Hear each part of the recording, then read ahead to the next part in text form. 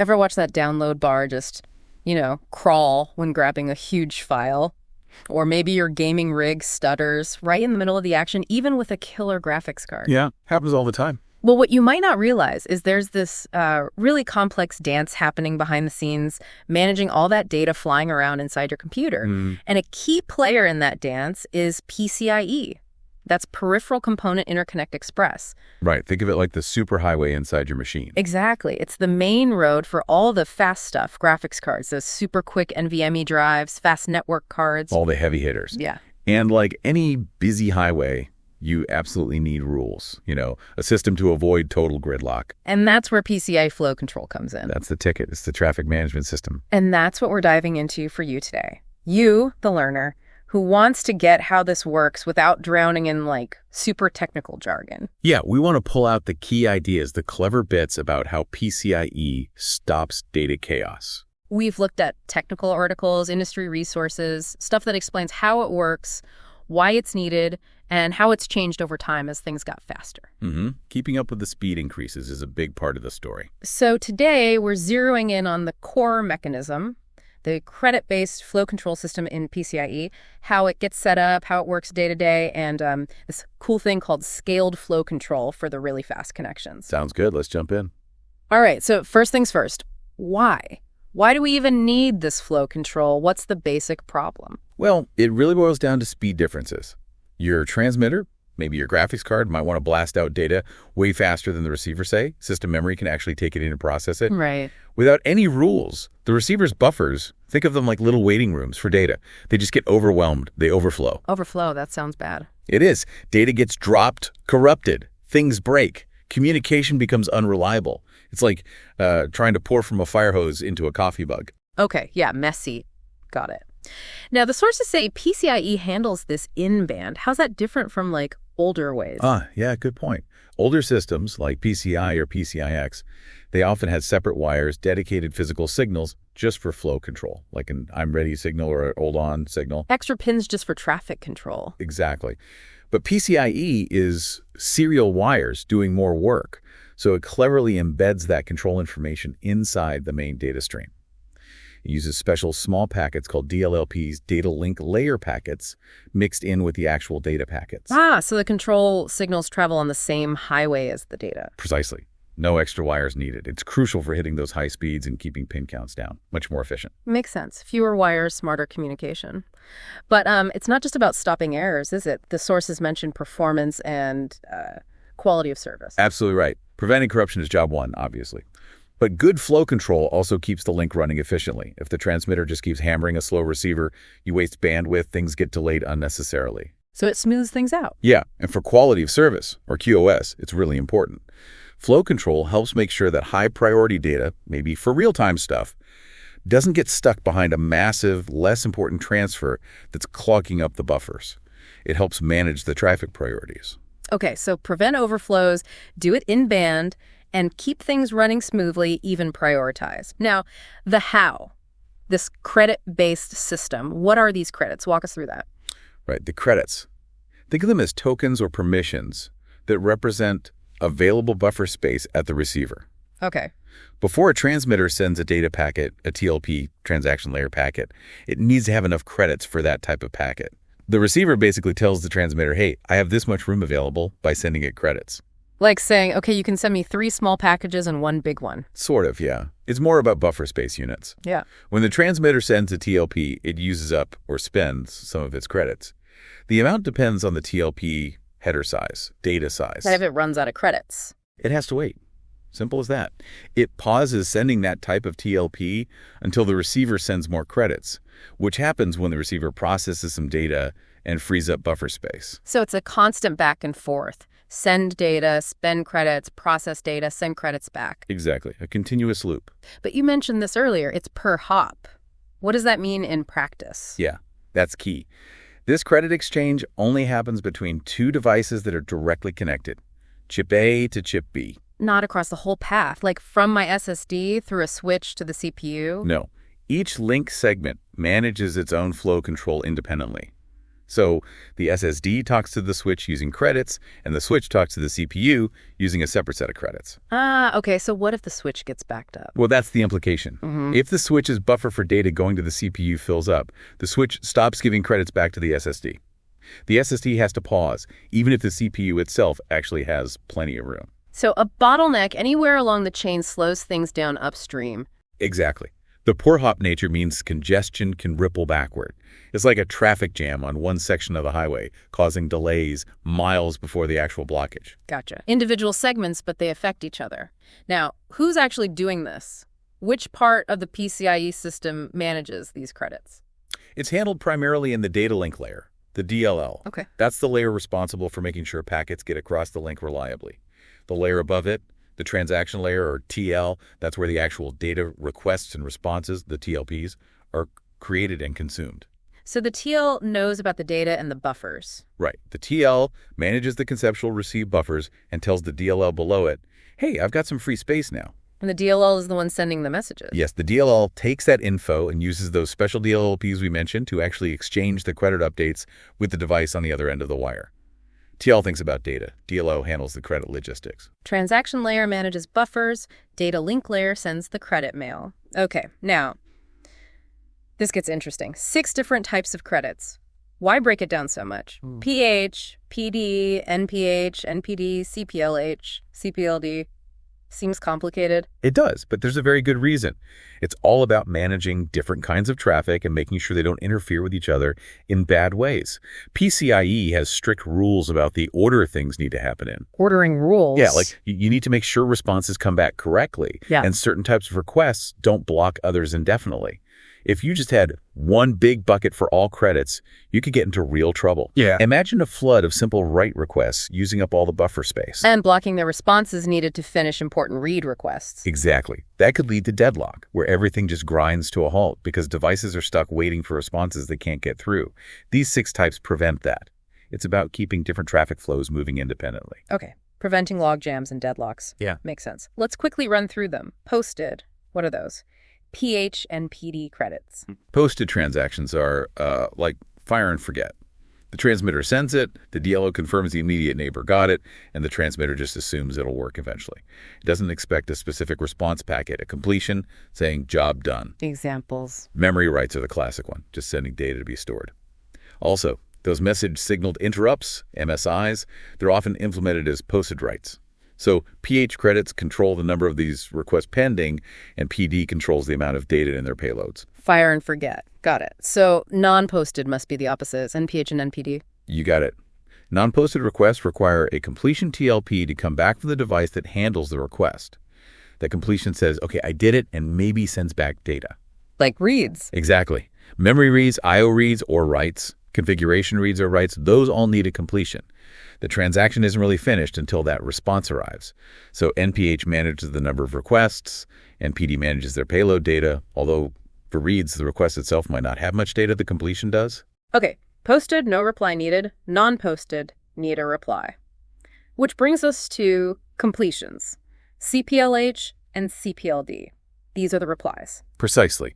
They are the responses sent back for non-posted requests. They might carry the data you asked for, like in a memory read, or just status info.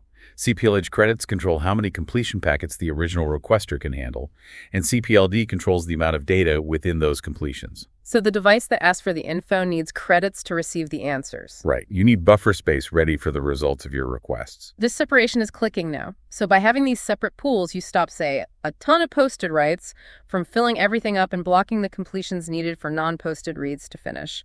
That avoids those deadlocks you mentioned. Exactly. That's the core benefit. It ensures different transaction types can make progress without starving each other out, which is critical for keeping the whole PCIe link healthy and performant. Okay, 6 credit types keeps things orderly. Now, how does the system track these? You mentioned counters and modulo arithmetic. Sounds a bit mathy. It is a bit, but it's clever. So both the transmitter and receiver keep track. The transmitter has counters for each credit type. One is credits consumed that just counts up how many credits it's used since the start. Okay, simple enough. Then it has credit limit. That's the total number of credits the receiver has told it it's allowed to use for that type. This gets set initially and updated later. Consumed versus limit. Yeah. Got it. And the receiver. The receiver mainly tracks credits allocated, how many credits it is given out in total to the transmitter. It knows its buffer size, so it allocates credits based on that. It might also optionally track credits received, just to double-check things. So how does the transmitter know, okay, I can send this packet now? It compares its credits consumed to its credit limit. But here's the trick. The counters aren't infinitely large. They have a fixed size, 8 bits for headers, 12 bits for data. When they reach their maximum value, they wrap around back to 0. Like an old car odometer. Exactly like that. So the comparison uses modulo arithmetic to handle this wraparound. Headers are modulo 256. Data is modulo 4096. The transmitter checks if credit limit, credits consumed, calculated using this modulo math, is greater than or equal to the credits needed for the next packet. So the wraparound doesn't confuse it? Not usually. The system assumes the difference between granted and consumed won't get too massive, typically less than half the counter size. If it did, the modulo math could get confused, but that's rare in normal operation. It's designed to handle the rollover gracefully. Okay, modulo math handles the counter limits and the units. 1 credit per header, but data is different. Right. Header credits are simple. 1 TLP header costs 1 header credit. Easy. Data credits are based on 16-byte chunks of the TLP payload. You calculate the payload size in bytes, round it up to the nearest multiple of 16, then divide by 60. Round up. So even 1 byte of payload costs a full 16-byte credit unit. Yep. Or say 17 bytes would cost 2 data credits, 3216. You pay for the whole 16-byte block. Okay. Headers 1-to-1, data in 16-byte chunks. Rounded up. Got it. Now, there was an exception mentioned. Infinite credits. Specifically for completions. Yes. Infinite credits. This is where the receiver can basically say, for this type of traffic, just send whatever you want. I don't have a limit. How does it signal that? It does it during the initial setup. If it advertises an initial credit value of 0 for a specific type, the transmitter interprets that as infinite credits. Flow control for that specific type in that direction is effectively disabled. 0 means infinite. Okay. And you said endpoints must do this for completion, CPLH and CPLD. That's the rule, yes. Endpoint devices like your graphics card or NVMe drive have to advertise infinite completion credits. Root complexes and switches often do it too, especially if they aren't the ones typically generating completions. Why? Why make it mandatory for endpoints for completions? The big consequence is that the device sending the completion, the completer, cannot be stopped or slowed down by the device receiving it, the original requester, using flow control. So the sender of the reply isn't limited by the receiver's readiness for the reply. Exactly. The responsibility falls entirely on the requester, the one who made the non-posted request in the first place, to make sure it has enough buffer space to handle all the completions it expects to get back. It can't tell the completer to hold on via flow control. So if I ask for a ton of data, I better have space ready for the answers, because they will come, ready or not. You've got it. The requester needs to manage its own resources carefully, maybe limiting how many requests it sends out if its completion buffers are getting full. It's a shift in responsibility for that specific traffic type. Okay, that makes sense. Manage your own inbox. So how does this whole system get started?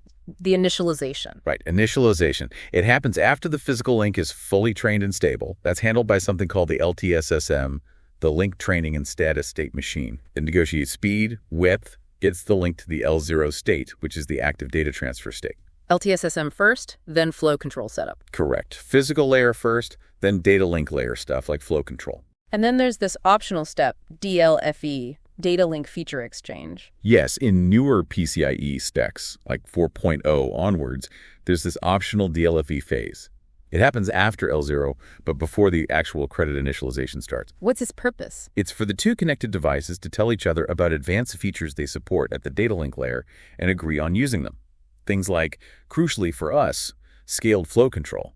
They exchange special DL feature DLOPs to do this negotiation. So they agree on advanced options before setting up the basic credits. Exactly. It streamlines the process. If they agree to use scaled flow control here, they know how to interpret the credit values later. Okay, so optional DLFE first, then the main event, the NHFC exchange, init FC1, init FC2. Right, that's the formal flow control handshake. Init FC stands for initialized flow control. Each side sends init FC1 and then init FC2 packets to the other. And these carry the initial credit numbers? Yes. They contain the starting values for the credits allocated for each of the 6 types. P, NP, CPL, header, and data for each. So device A tells device B how much buffer space it has for each type, and B tells A. And there's a strict order. P, then NP, then CPL. A very strict order, yes. Within both the NFC1 phase and the NFC2 phase, you must send the posted credit info first, then non-posted, then completion. PN, PN, PCPL. This strict ordering prevents any ambiguity or race conditions in setting up the initial limits. So a precise ordered exchange. Once all the NFFC1s and NFFC2s have been successfully exchanged in the right order, both sides know their starting credit limit for sending each type of traffic to the other.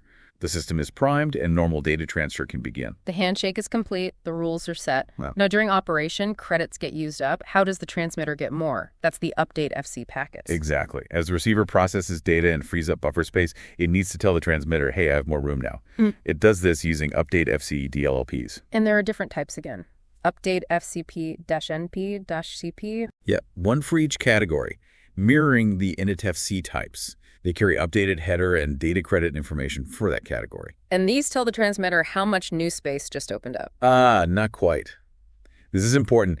The values in update FC packets are cumulative. Cumulative, meaning The value represents the total number of credits granted for that type since initialization, using that modular arithmetic we talked about. It's not just the delta, the newly freed amount. It's the running total. Okay, so it's the grand total allocated so far. Why do it that way? Resilience. Think about it. What if an update FC packet gets lost? Uh-oh.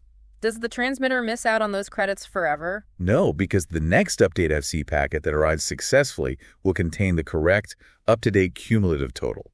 So the transmitter might pause briefly if it thought it had fewer credits than it did, but as soon as the next update arrives, its credit limit gets corrected to the right total value. Lost updates don't cause lasting errors. That's clever. So a lost update just means a slight delay, not a permanent problem? Right. The system recovers automatically. So the receiver sends these updates when space frees up. Are there other reasons to send them, like just periodically? Yes, absolutely. Yeah. To prevent the transmitter from getting stuck waiting indefinitely, perhaps timing out, the receiver must send update FCs periodically for each active credit type, even if no new space has been freed. Like a heartbeat signal. I'm still alive. Here's the latest count. Kind of, yeah. The spec says roughly every 30-45 microseconds or so. Also, receivers are encouraged to send updates more promptly if they think the transmitter is running low on credits, or if a significant chunk of buffer has just become free. It tries to keep the pipeline full without flooding the link with too many update packets. A balancing act.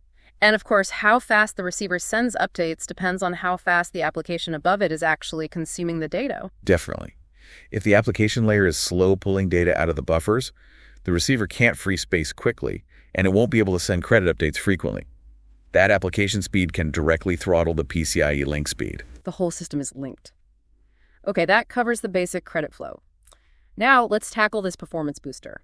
Scaled flow control came in with PCIe 4.0, you said. Why was it needed? Right, Gen 4 and beyond. The issue was raw speed. As link speeds skyrocketed, the amount of data that could theoretically be in flight during the time it takes for a signal to go from transmitter to receiver and back again, the round-trip time, got really big. That's the bandwidth delay product, right? Exactly, the BDP. And the problem was, those standard credit counters, 8 bits for headers, 12 for data, they just weren't big enough to represent a large enough credit window to cover that BDP on very fast links. So even if the receiver had tons of physical buffer, the transmitter would run out of advertised credits and stall, just waiting for the next tiny update. Precisely. The credit mechanism itself became the bottleneck, preventing the link from reaching its full potential throughput. You'd have this super fast pipe, but it would keep stuttering because the credit updates couldn't keep up. Okay, so the accounting system couldn't handle the transaction volume. How does scaled flow control fix that? It's actually quite elegant. It introduces a scaling factor. The credit values advertised in the standard 8-bit and 12-bit fields in the DLLPs, both NFFC and update FC, get multiplied by this factor. Multiplied? By how much? The spec defines factors of by 1, which is just the normal unscaled mode, by 4 and by 16. So if scaling is set to by 16 and the DLLP says 10 credits, the transmitter interprets that as 1016 equals 160 effective credits.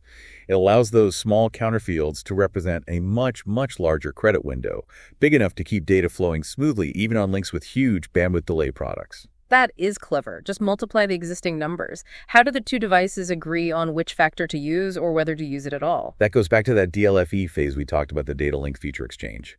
Before InitFC starts, the two devices use DLFE to advertise if they support scaled flow control. Both have to support it. Yes. If both support it, they then negotiate and agree on the scaling factor to use by 4 or by 16. It might even be separate factors for headers and data, though often they're the same.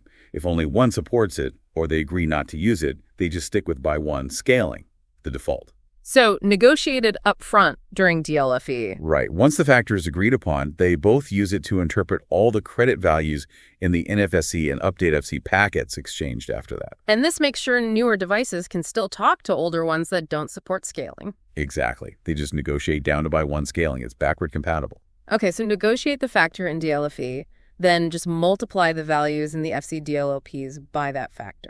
That's the essence of it. The number in the packet's credit field gets multiplied by the agreed scaling factor by 4 or by 16 to determine the actual number of credits being granted or updated. But the receiver still needs the actual physical buffer space, right? Scaling doesn't magically create more memory. Absolutely crucial point. Scaling only increases the advertised credit window. It makes the accounting system capable of handling larger numbers. The receiver must still have enough physical RAM in its buffers to actually store the data corresponding to those scaled credits. Scaling just removes a credit advertisement as the bottleneck on high-speed links. Got it. Scaling lets the ads keep up with the reality of the big buffers needed for high speed. Wow. Okay, this has been really illuminating. A lot going on under the hood. It really is quite a sophisticated system when you unpack it. So for you, our listener, the learner, let's boil down the key takeaways from all this. Okay, number 1. PCIe flow control is fundamentally a credit-based system. Its main job is stopping receiver buffers from overflowing. Right. No overflows, reliable data. 2. It uses 6 distinct credit types: posted, non-posted, completion, each with header and data to manage different traffic flows and prevent deadlocks. Very important for ordering. Keep the different types of mail separate. 3. It gets set up during link initialization with InitFC packets, right after the physical link is stable, and maybe after a DLFE phase for newer features. The initial handshake. 4. During operation, UpdateFC packets provide cumulative credit updates, making the system resilient to lost packets. Continuous, reliable updates. And 5. For Gen 4 and faster speeds, scaled flow control multiplies the credit values by a negotiated factor, by 4 or by 16, to overcome counter limitations and keep the high-speed data flowing. Scaling to keep up with the speed. Excellent summary. You know, the aha moment for me is just realizing how much intelligent design is working constantly just to make sure my graphics card and SSD can talk to the rest of my system without tripping over each other. That separation of credits, the scaling, it's pretty ingenious stuff. It really is. It shows you the kinds of problems you hit when pushing data transfer speeds higher and higher, and the clever protocol-level solutions needed to solve them. It's that interplay between the hardware limits and the smarts in the protocol. Absolutely. Yeah. So, here's something to chew on, a final thought for you listening. As speeds keep climbing, PCIe, 6, 7, whatever comes next, will these current flow control mechanisms be enough? Good question. What new tricks might be needed? Could ideas from, say, data center networking start to influence how PCIe manages flow inside our PCs and servers? That's definitely something engineers are thinking about. Future challenges will need future solutions. If this deep dive got you interested, definitely check out resources from the PCI SIG, the group that manages the spec, or look for more technical articles online. There's always more to learn. For sure. The details go deep. Well, thanks for joining us on this exploration of PCIe flow control. My pleasure. Until next time, keep those bits flowing smoothly.